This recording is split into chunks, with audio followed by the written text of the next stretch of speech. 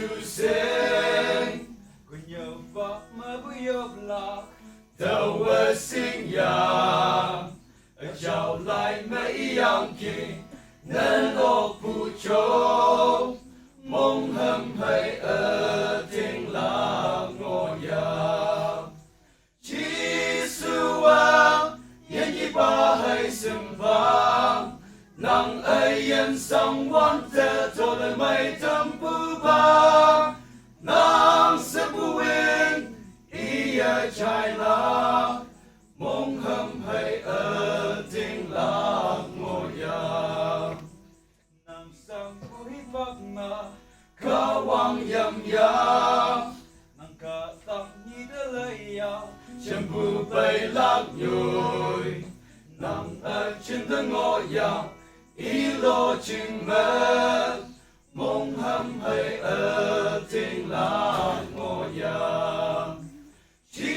su an yên như ba hay sừng vàng nàng ấy yên sang quan thơ cho lời mây thâm bưu ba nàng sẽ bưu yên ý trái lá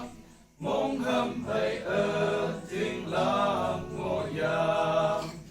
ở tình lạc phụ ngô ya ý ở thiên vàng chân yang kỳ yêu anh thơ thơm màn mùi thái là ý ngao thơm mong hâm ya lấy nhẹ gì bên mong hâm hay ở thiên là ngô ya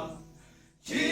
su an yên như ba hay sừng vàng nàng ấy yên sang quan thế cho lời mây thâm bưu ba nàng sẽ bưu yên ý trái lá mong hâm hay ở thiên là ngô ya chỉ su an yên như ba hay sừng vàng nàng ấy yên sang quan thế cho lời mây thâm bưu ba nàng sẽ bưu yên ý trái lá